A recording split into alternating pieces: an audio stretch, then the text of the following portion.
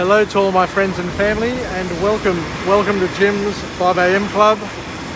It's lunchtime, it's Thursday, the clouds just rolled in and looks like we may have a bit of rain this afternoon, but that's summer in Sydney. We've got variability, the weather changes from moment to moment, but we just need to make the most of it and live with it while we can. So what I'd like to do today is just take you through a book summary, and today's book summary is going to be The Honest Truth About Dishonesty, and the author is Dan Ariely. Dan Ariely has written this book on dishonesty, The Honest Truth About Dishonesty, and it's a book which basically goes through and analyses why people cheat and what we get out of cheating.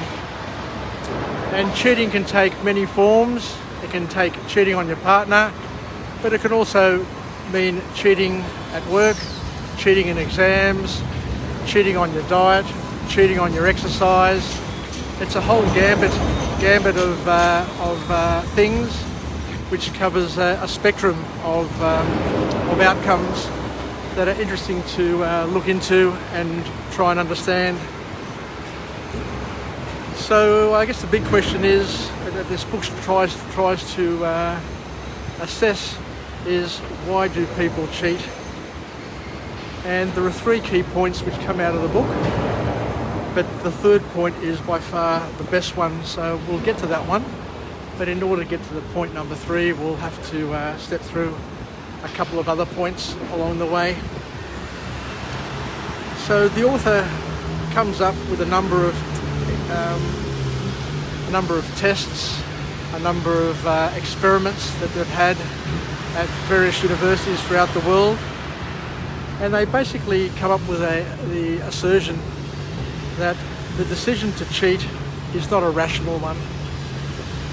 So there are a number of reasons why people cheat, but also the other thing that they found out was that potential gains and the likelihood of getting caught really don't influence how much you cheat.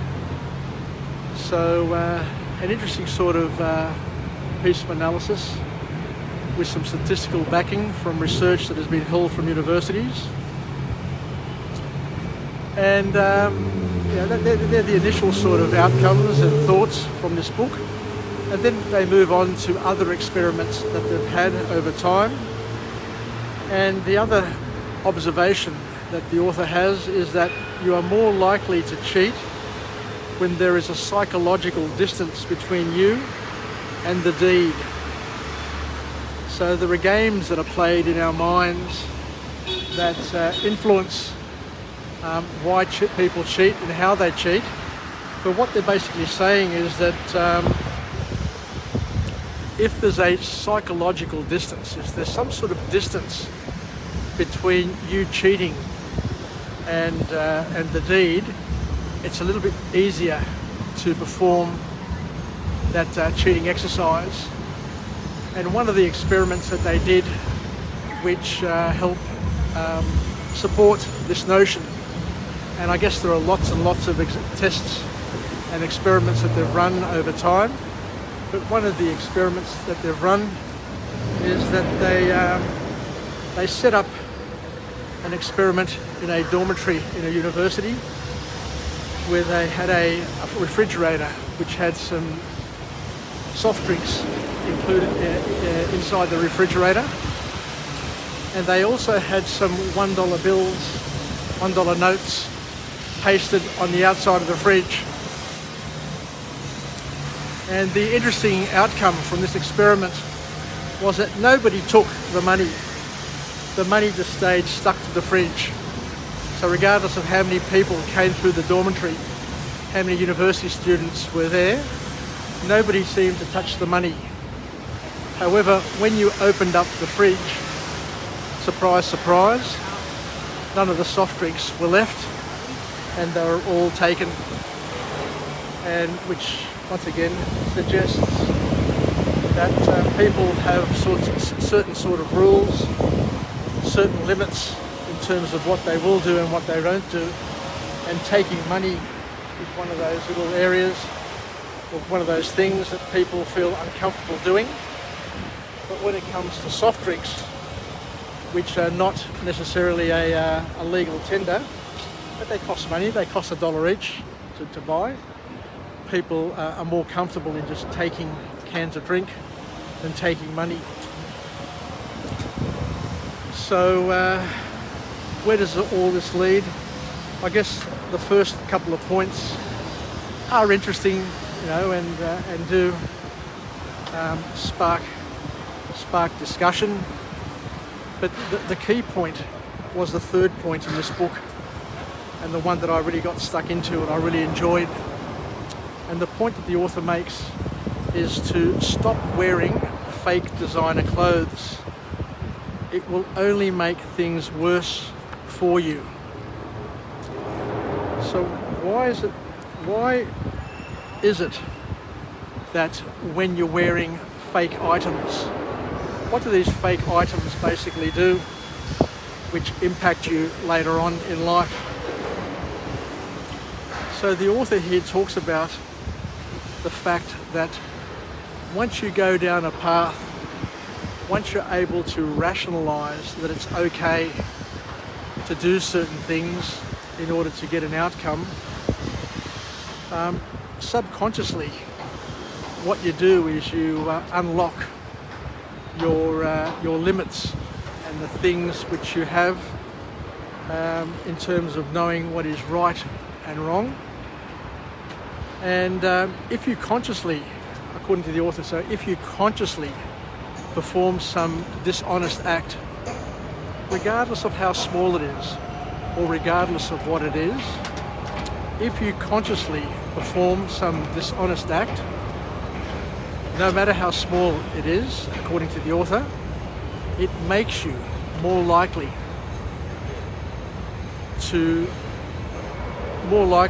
for others to follow on.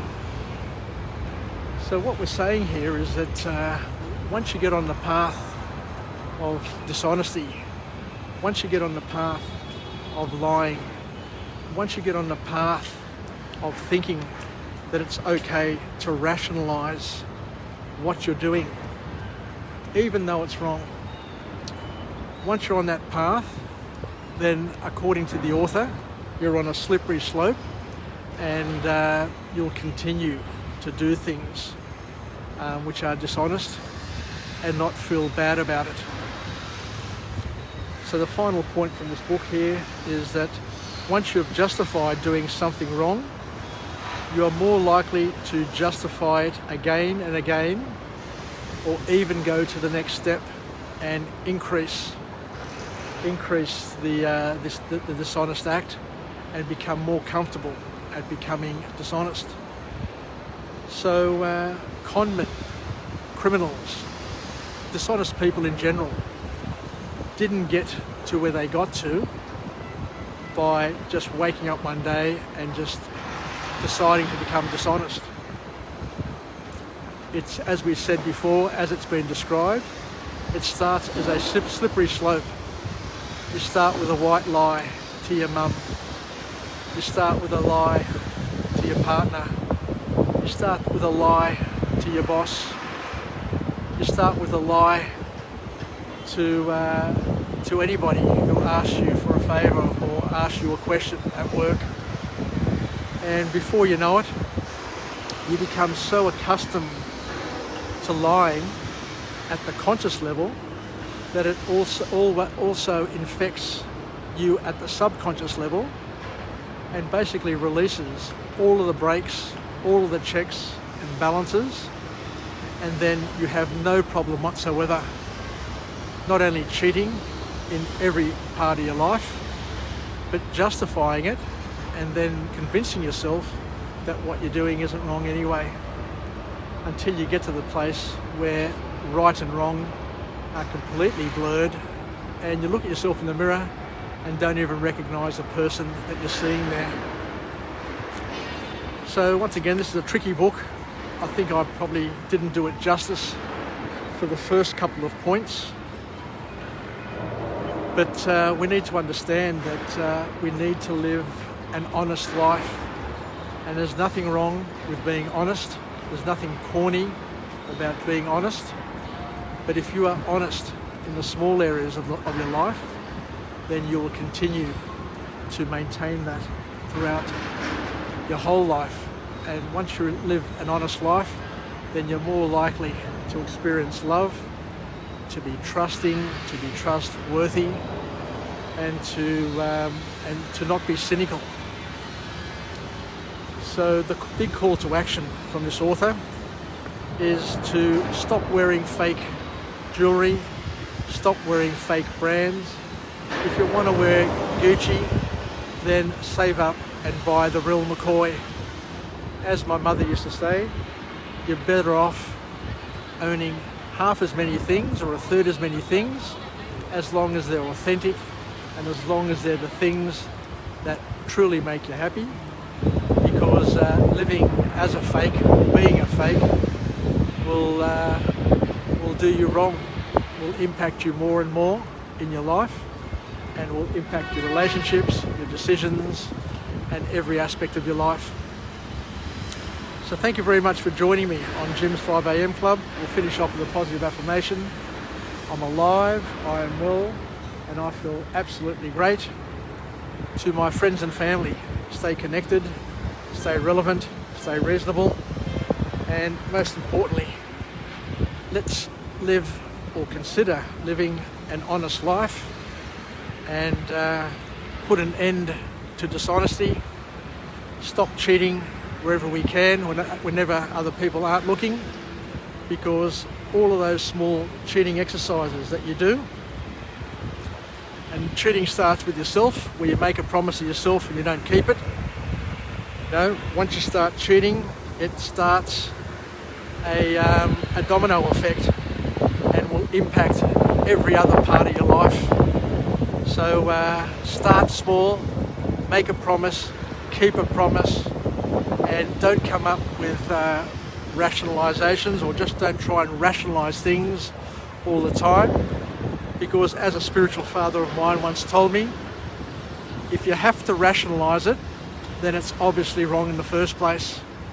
So don't waste your time trying to rationalize things just to make it comfortable, or just to allow yourself to do it, even though you know it's wrong in your deep down in your heart. So thanks very much, and we'll finish off now. It's starting to rain, so let me get out of this rain and head back to work, and we'll chat again at a later time and cover another 5am Club, another book summary, and see where it takes us. Yasas, yeah, kisses from Jim, and we'll chat later. Bye for now.